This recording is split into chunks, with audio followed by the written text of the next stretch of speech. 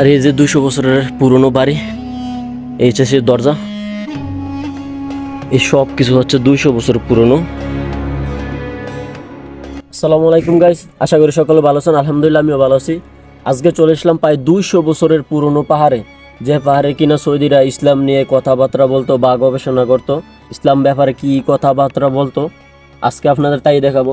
তো ভিডিওটা শুরু করার আগে একটাই কথা, এখনো যারা আমাদের পেজটি ফলো করেনি অবশ্যই ফলো করুন এবং ভিডিওটা শেয়ার করবেন। চলুন যাওয়া যাক। এই পাহাড়টি অবস্থিত সৌদি আরব আল জুফ সাকাকায়। আর এই পাহাড়টির নাম হচ্ছে আল জাবাল, যা 200 বছর পুরনো এবং বিভিন্ন জায়গা থেকে লোকজন আসতো যারা ইসলামের বিভিন্ন বিষয়ে আলোচনা করত। পাহাড়টি অনেক পুরনো হয় এই পাহাড়ে লোকজন আসে কম। আর আজকে আমি আর ইয়াসিন মামাই আসছি এই পাহাড়ে দেখার জন্য যে 200 বছর আগের পাহাড়ে কি কি আছে বা বাড়িঘর কীরকম হয় তাই দেখার জন্য আসছি। আর পাহাড়টি এত উঁচা যে আমাদের উঠতে খুব কষ্ট হয়ে যাচ্ছে, মানে অনেক বড় পাহাড়। আর এই পাহাড়ের নিচে আছে সেই পুরনো বাড়িঘর, যা মাটি দিয়ে বানানো, এখনও আছে। দেখতে পাচ্ছেন যে এখনও খুব ভালো রয়েছে বাড়িগুলো, মানে 200 বছরের আগের বাড়ি, মাটি দিয়ে বানানো, এখনও ভাঙে নাই। তো চলুন যাও যাক পাহাড়ের উপরে, যে পাহাড়ের উপর কি আছে। আর আগে আমি কোনোদিন আসি নাই এই পাহাড়ে। পাহাড়টি হচ্ছে খুব উঁচু, যেখানে উঠতে আমার ভয় করতেছে, মানে পাহাড়টা অনেক বড়। আর এর সিঁড়িগুলো উঠতে উঠতে পাই আমি অরণ হয়ে গেছি, আমার শ্বাস ফেলাতে কষ্ট হচ্ছে। তারপর যাওয়া যাক, চলুন দেখা যাক 200 বছর পুরনো পাহাড়ে কি আছে। কথা বলতে বলতে পাহাড়ের উপর চলে আসলাম। আর এই হচ্ছে 200 বছর পুরনো আগের ঘর। এই পাহাড়ের উপর থেকে আপনি সৌদি আরবের সব দেখা যায়। এই হচ্ছে 200 বছর পুরনো আগের ঘর।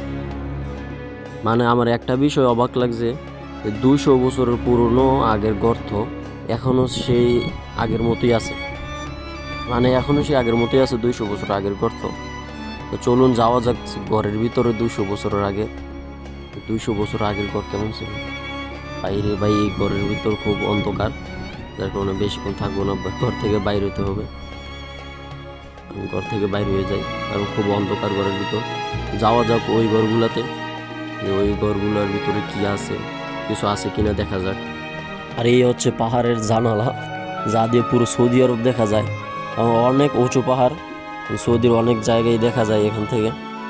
আমরা ওই ঘরগুলোতে দেখবো যে ওই ঘরগুলোর ভিতরে কিছু আছে কিনা বা ঘরগুলোর ভিতরে কীরকম।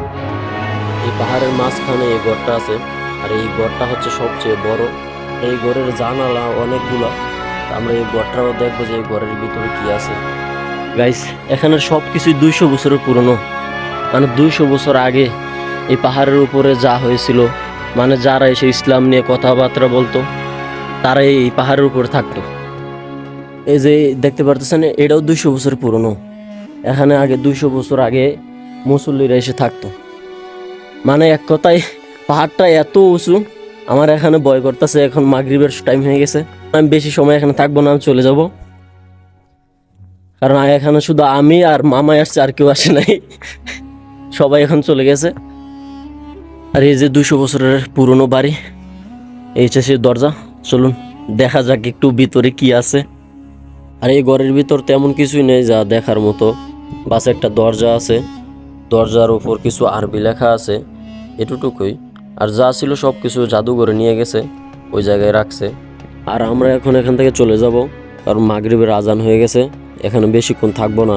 আর এই পাহাড়টার উপর থেকে আপনাদের দেখাচ্ছি যে পাহাড়ের উপর থেকে পুরো সৌদি আরব দেখা যায়, মানে এত উঁচু পাহাড়। এই পাহাড়ের উপর থেকে পুরো সৌদি আরব দেখতে পাচ্ছেন। গাইস, কথা বলতে বলতে পাই পুরো পাহাড়ই দেখিয়ে দিছি।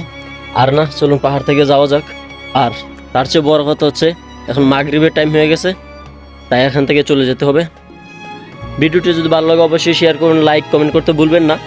তবে আজকের মতো এখানেই শেষ, দেখা হবে পরবর্তী কোনো ভিডিওতে। ততক্ষণ পর্যন্ত নামাজ পড়ুন, সুস্থ থাকুন, আর ভিডিওটা অবশ্যই শেয়ার করুন। আসসালামু আলাইকুম।